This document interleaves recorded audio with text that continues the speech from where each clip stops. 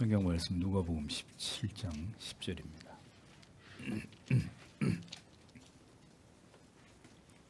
누가복음 17장 10절.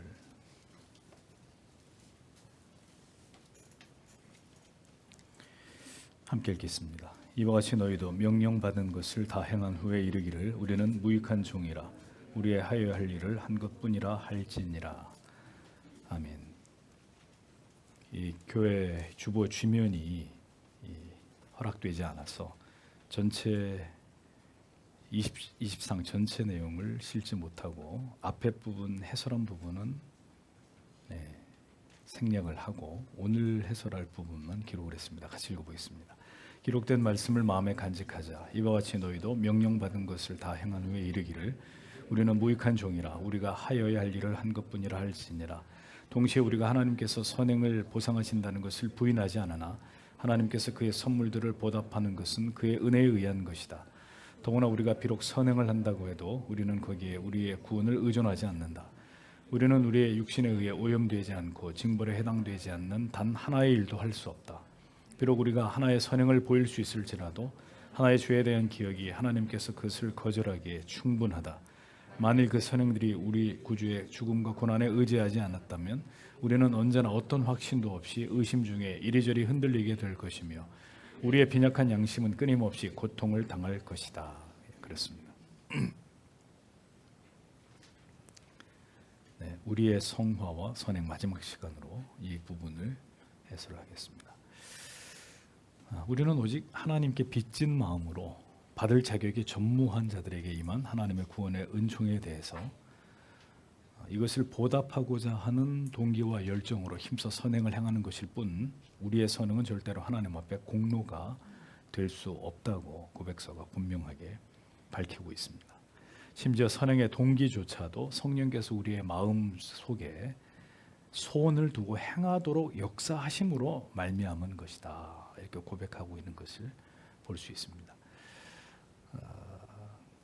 기록된 말씀을 마음에 간직하자. 이와 같이 너희도 명령받은 것을 다 행한 후에 이르기를 우리는 무익한 종이라 우리가 하여야 할 일을 한 것뿐이라 할지니라. 동시에 우리가 하나님께서 선행을 보상하신다는 것을 부인하지 않으나 하나님께서 그의 선물들로 보답하는 것은 그의 은혜에 의한 것이다. 우리의 선한 행위에 의한 것이 아니라 그의 은혜에 의한 것이다. 이렇게 신앙 고백서가 설명을 하고 있습니다. 누가복음 10장 10절을 인용하면서 우리가 선을 행한 이후에 종이나 노예들처럼 주인의 명령을 모두 지켜 행한 후에 주인님 제가 이렇게 했습니다. 그러니까 저에게 이제 밥을 주십시오. 저에게 제가 노력한 것에 노동의 대가를 주십시오. 이렇게 내가 행한 것에 대해서 그 공로를 드러내는 것이 아니라 당연히 우리가 해야 할 일을 한 것뿐이라고 대답하는 것이 마땅하다고 말합니다. 심지어 우리 자신을 그렇게 주인이 시킨 모든 것을 다 해놓고도 주인 앞에서 내 자신에 대해서 일컫기를 저는 무익한 종입니다. 주인님. 이렇게 여겨야 된다고 주님이 말씀하셨습니다. 무익한 종. 주인이 시키는 것을 다 아침부터 늦은 밤까지 주인은 삼시세끼 다 챙겨 먹지만 노예는 주인이 먹으라고 할 때까지 먹을 수 없으니까 끼니를 굶어가면서까지 열심히 일을 해서 주인이 시킨 것을 다 해놓고도 주인이 식사를 할 때 옆에서 수건을 들고 주인이 식사를 다 할 때까지 이렇게 지켜서서 주인을 수발하는, 그렇게 주인을 위해서 하루 종일 충성되게 일해놓고도 저는 무익한 종입니다. 그렇게 노예처럼 자기를 철저하게 감추고 의당 내가 해야 될 일을 한 것일 뿐이라고 대답하는 것이 마땅한 것이다. 이렇게 얘기를 합니다. 자신을 무익한 종처럼 여겨야 된다. 누가 그렇게 하셨습니까? 예수 그리스도께서 그렇게 하셨습니까? 주인이 시키는 것을 모두 성실히 다 했음에도 불구하고 우리 자신에 대해서 뿌듯해하는 것이 아니라 저는 주인에게 아무런 유익이 되지 못하는 그저 밥이나 축내는 저는 무익한 종에 지나지 않을 따름입니다. 라는 겸비한 자기 인식의 필요성, 구원받은 모든 하나님의 자녀의 그 마음이, 그 심령이 이와 같아야 된다라고 주님은 말씀하신 것이죠. 성도 여러분, 이만큼까지 낮춰야 돼요. 그러니까 이것을 기꺼이 맞습니다. 옳습니다, 주님. 무익한 종에 지나지 않습니다. 여기에 기꺼이 동의하고 그렇다고 수긍하는 사람이 구원받은 그리스도인이고, 뭐가 어쩌고 어째? 이건 뭐야? 뭐 나에 대해서는 하나도 인정해 주지 않는 거 아니야 이게? 하나님이고 예수님이고 교회고, 내가 한 것에 대해서 요만큼도 인정해 주지 않고 칭찬해 주지 않고, 이런 예수를 뭐하러 믿고 이런 신앙생활을 내가 뭐하러 해? 이렇게 마음에 조금이라도 그런 마음이 드는 사람은 거듭난 그리스도인이라고 보기 어려운 것입니다. 정말 거듭난 그리스도인들에게는 이런 마음이 시간이 지날수록 더 깊이, 더 확고하게 자리 잡도록 우리가 그렇게 노력해서 되는 게 아니라 성령이 우리를 그렇게 만들어 가십니다. 듣기 좋은 얘기로 저는 무익한 종입니다, 이렇게 얘기하면 아우, 목사님이 참 자기 자신을 겸손히 여기시네, 그게 아니고요. 그렇게 여러분들에게 환심을 살려고 이렇게 얘기하는 게 아니라 우리 자신이 우리 자신에 대해서 느낄 때 정말 하나님의 나라에 아무런 이득이 되지 않는 무익한 종에 지나지 않다. 이렇게 내 자신에 대해서 하나님 앞에서 겸손히 느낄 수 있는 그 사람, 그렇게 되도록 성령이 우리 안에서 역사하신단 말이에요. 인간이 얼마나 부패하고 타락했으며 우리의 마음의 모든 결단들이 얼마나 쉽게 무너지는지를 우리의 전생애 속에서 깨닫게 하고 또 깨닫게 하고 또 깨닫게 하심으로, 우리가 어떤 선을 행했다면 이토록 무능하고 의지가 박약한 내가 한 것이 아니라 오직 하나님이 그렇게 할 수 있는 힘과 의지를 주셨을 뿐이라는 것을 스스로 자각하도록 성령은 우리 안에서 그렇게 역사하고 계신다는 거죠. 그러니까 시간이 지날수록 점점 이렇게 내 존재를, 하나님 앞에 나의 존재를, 나는 대단한 하나님의 종이다가 아니라 나같이 무익한 존재가 있을까? 죄인 중에 나는 괴수입니다. 모든 하나님의 교회의 가장 작은 자보다 저는 더 작은 자입니다. 그렇게 하도록 성령이 우리 안에서 역사하신다는 것입니다. 이런 자신에 대한 정직한 자각 없이 우리가 어떤 선을 행하고 그로 인해서 그것이 사람들에게 알려지기를 바라고, 사람들이 나의 선행을 알아주지 않을 때 서운한 마음이 들고, 또 나는 이렇게 열심히 선을 행하는데 저 사람은 아무것도 안 하고 있어.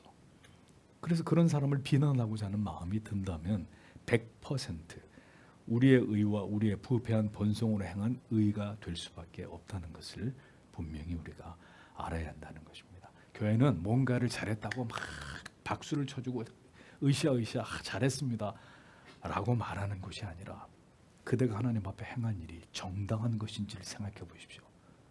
이게 진정한 교회입니다. 가짜 교회들은 뭐 누가 헌금을 많이 하고 누가 막 엄청난 헌신을 하고 봉사를 하고 전도를 많이 하고 그러면 그냥 그 사람을 높이느라고 정신이 없습니다. 그렇게 하면 또 다른 그런 유의 사람들이 나올 것이고 그런 일들이 일어날 거라는 걸 알기 때문에 사람을 높이느라고 정신이 없는데, 정말 진리 위에 서 있는 교회는 그렇게 행한 그 성도에게 물어보는 거예요. 하나님을 사랑함으로 했습니까? 당신을 드러내려고 한 것이 아닙니까? 오직 주님만을 높이기 위해서 그대가 이름도 없이 빛도 없이 조용히 행한 것이 맞습니까? 이걸 질문하는 거죠. 그러니 그런 피곤한 교회를 누가 다니고 싶어 하겠어요?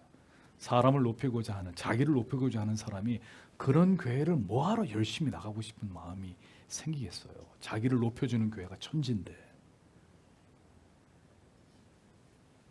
자신에 대한 정직한 자각 없이 우리가 어떤 선을 행하고 그로 인해 그것이 사람들에게 알려지기를 바라고, 알아주지 않으면 어떠냔 말이야. 아무도 안 알아주면 어떠냐고요. 하나님이 아시면 되지. 그리고 하나님이 안 알아주셔도 아이고 네가 그렇게 귀한 일 안 해주셔도 저를 구원해 주신 것에 대해서 만분의 일이라도 제가 이렇게나마 하나님께 보답할 수 있다면 그렇게 할 수 있는 것으로 감사하는 것이지, 우리는 왜 자꾸 우리 자신을 드러내려고 하고 우리가 행한 것을 사람들이 알아주는 것을 좋아할까요?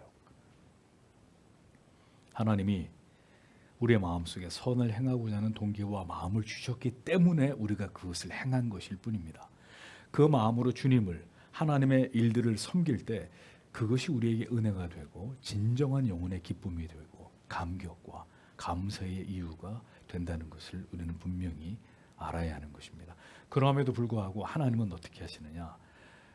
그렇게 우리가 하나님 앞에 행한 그 선행을 그렇게 하실 이유가 없음에도 불구하고 우리가 우리를 감추고 하나님만을 높이기 위해서 행한 그 모든 은밀한 선행에 대해서 하나님은 보상하시는 분이다라고 얘기하는 겁니다. 역대 15장 7절에 그런즉 너희는 강하게 하라, 손이 약하지 않게 하라, 너희 행위에는 상급이 있음이니라 라고 말씀하고 있습니다. 하나님께서는 그 사랑하는 백성들의 선행을 기뻐하고 상 주시기를 원하시지만 그것은 우리에게 은혜를 베풀어 주시기를 기뻐하는 하나님의 마음에서 비롯되는 것이라는 겁니다. 우리가 뭘 했기 때문에 하나님이 그렇게 해주려고 하는 게 아니라 그것도 자기 자녀들에게 선을 베풀고 싶어 하시는 그 하나님의 넘치는 마음에서 그 하나님의 은혜가 우리에게 그렇게 하기를 원하신다는 겁니다. 그래서 우리가 뭘 했기 때문에 당연히 나에게 상을 주시겠지라고 생각하는 것은 절대로 바람직하지 않은, 합당치 않은 마음이 된다는 것이죠. 죽은 자를 살려주신 것만으로, 영생을 선물로 주신 것만으로 우리는 언제나 족하고 감사하고 감격스러운 사람들입니다. 우리의 모든 선행과 봉사와 충성의 바탕은 절대로 우리를 드러내거나 상을 받기 위함이 아니라 그 갚을 길 없는 은혜와 사랑에 대한 보답이다. 주님이 날 위해 살짓고 피 흘려 그 멸시와 희롱과 고통을 온 몸으로 나를 대신하여 그분이 감당해 주신, 잊을 길이 없는 그 사랑과 은혜에 대한 작은 보답에 지나지 않는 것이다. 이렇게 여겨야 된다는 것입니다. 더구나 우리가 비록 선행을 한다고 해도 우리는 거기에 우리의 구원을 의존하지 않는다. 우리는 우리의 육신에 의해 오염되지 않고 징벌에 해당하지 않는 단 하나의 일도 할 수 없다라고 벨직 신앙고백서가 이어서 설명을 합니다. 자, 그러니까 아주 명백한 것은 이것입니다. 선행은 구원의 조건이 아니라는 것. 절대로 우리의 선행은 구원의 조건이 될 수 없다는 것입니다. 더구나 우리의 악행을 덮고 상쇄하기 위한 목적으로 선을 행한다. 하나님은 그것을 역겨워하시는 분입니다. 우리의 죄를 덮기 위해서 하나님 이거 받으시고 이 죄를 그냥 없던 걸로, 이거 좀 퉁쳐 주십시오 하나님, 시쳇말로.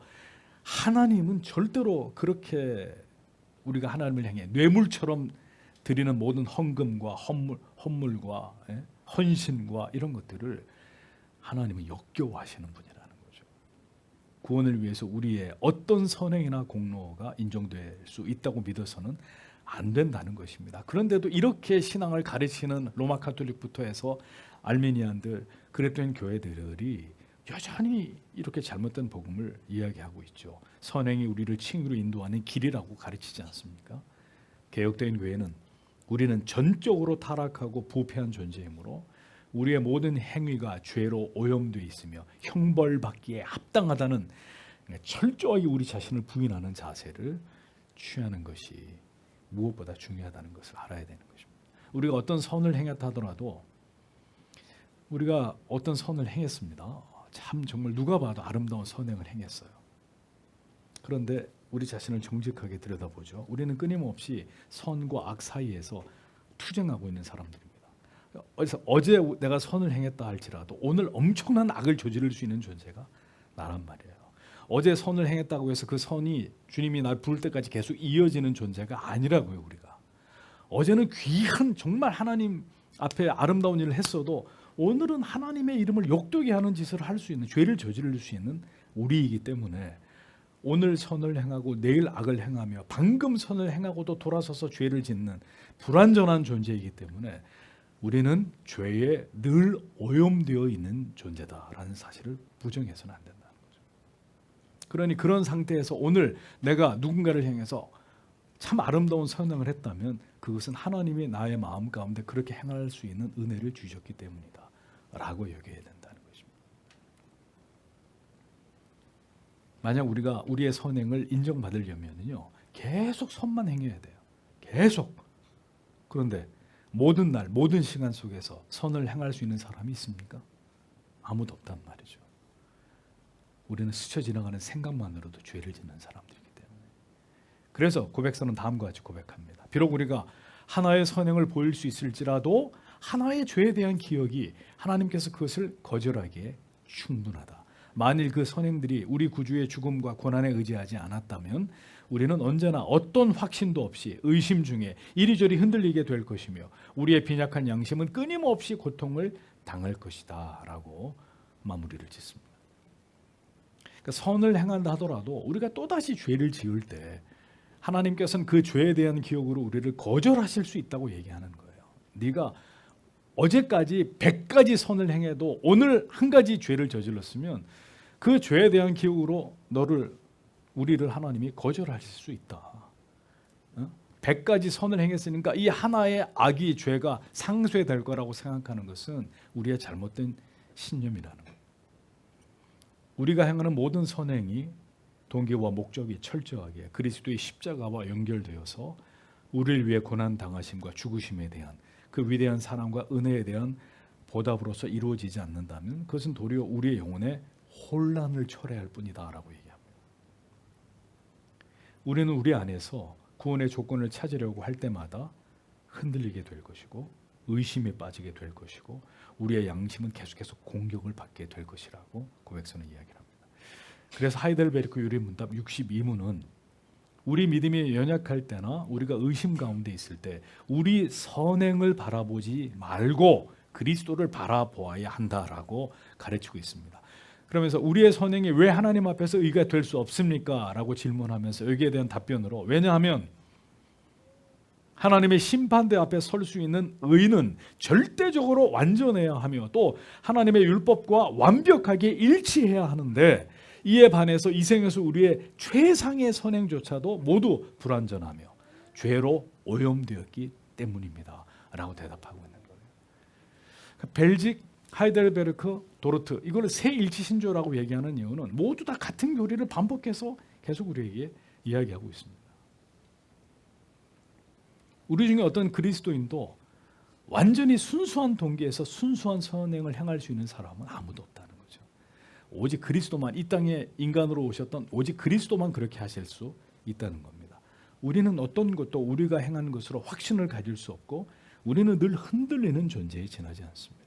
선을 행하고 있을 때는 내가 하나님의 사람 같다고 여겨집니다. 내가 뭔가 경건을 잘 훈련하고 뭔가 이 하나님의 기뻐하는 일을 행하고 열심히 기도하고 있고 뭐 이러면 내가 하나님의 사람 같다고 여겨지는데 때때로 유혹에 무너져서 내가 죄를 범하고 있을 때는 어떤 생각이 들어요? 나 같은 자가 과연 하나님의 자녀일까?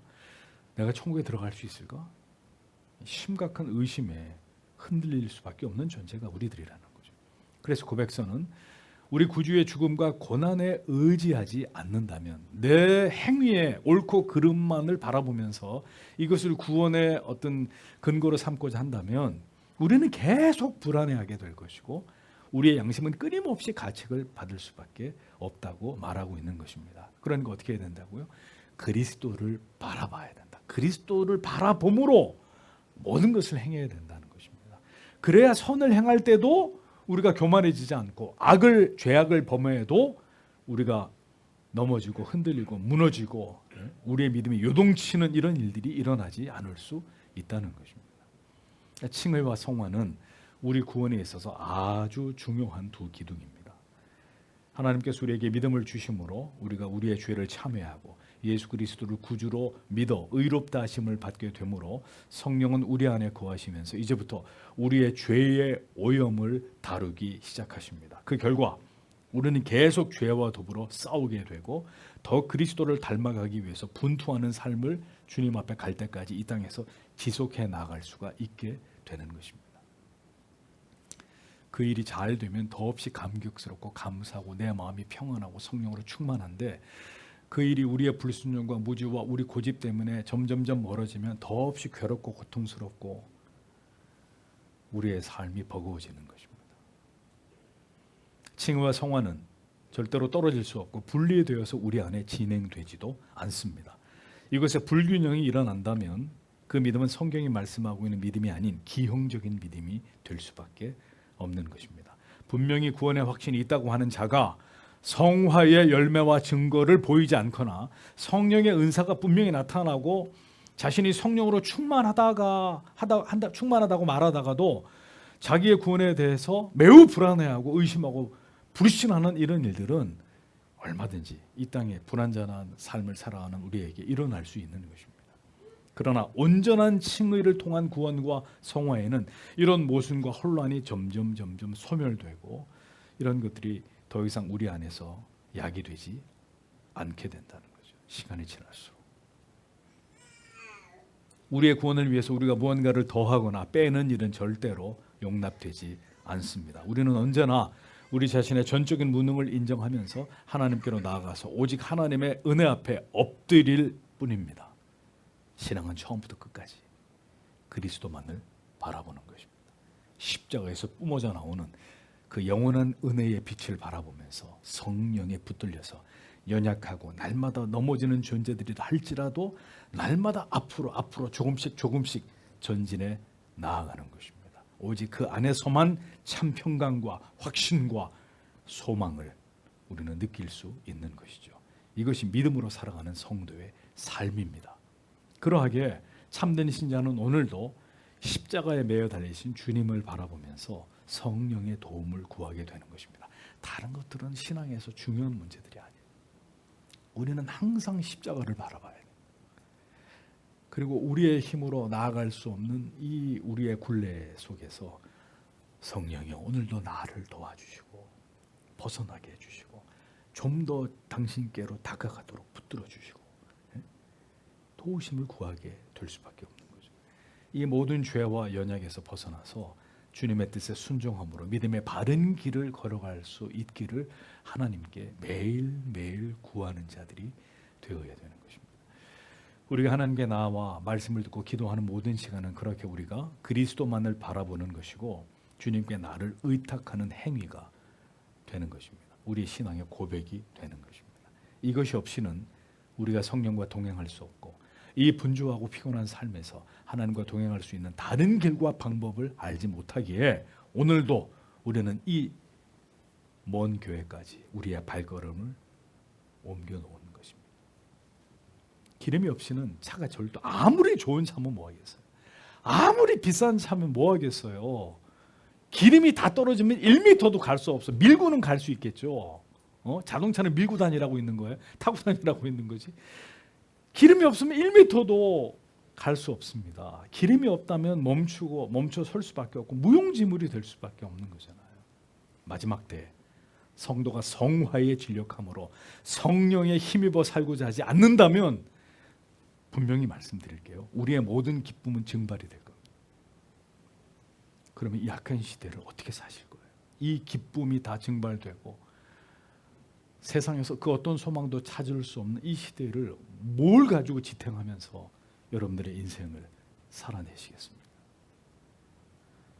우리가 연약한 존재라 할지라도 성령께 복종하며 경건한 삶을 살기 위해 진력하면 우리 영혼은 급격히 힘을 얻을 수 있고 성령으로 충만한 삶을 살 수 있고 더 선을 향하는 데 열심을 낼 수 있는 은혜를 공급받습니다. 그러나 인간의 전적 타락과 무지의 뒤에 숨어서 자기의 구원과 성화를 위해 거의 어떤 노력도 어떤 결단도 없이 그렇게 살아간다면 모르겠어요.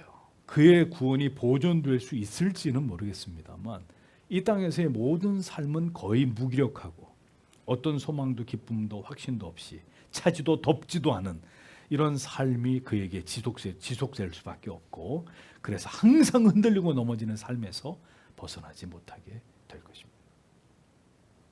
그런 구원은 고린도전서에서 말하는 것처럼 불 가운데서 얻은 부끄러운 구원이 될 수밖에 없다는 것을 아셔야 합니다. 우리는 그렇게 살다가 영생에 들어가도록 부름을 받은 자들이 아니죠. 히브리서 10장 38절 39절은 말씀합니다. 오직 나의 의인은 믿음으로 말미암아 살리라. 또한 뒤로 물러가면 내 마음이 저를 기뻐하지 아니하리라 하셨느니라. 우리는 뒤로 물러가 침륜에 빠질 자가 아니요 오직 영혼을 구원함에 이르는 믿음을 가진 자니라 라고 우리의 정체에 대해서 히브리서는 말씀하고 있습니다.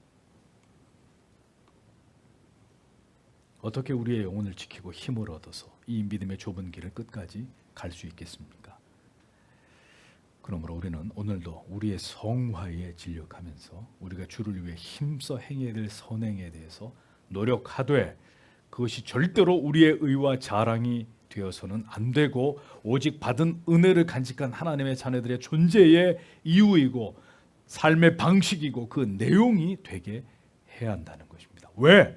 그렇게 살아야 우리를 통해 하나님의 이름이, 그 존귀하신 이름이 세상 가운데 알려지고 하나님의 영광을 받으시기 때문이죠.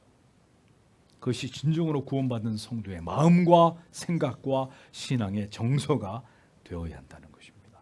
주님께서 우리를 부디 이와 같은 믿음과 선행의 사람이 될 수 있도록 우리를 이끌어 주시고 우리를 성숙해 하시고 우리를 인도해 주시기를, 그래서 하나님께 영광을 돌리는 삶을 살아가는 우리들이 될 수 있기를 다 함께 기도하기를 원합니다.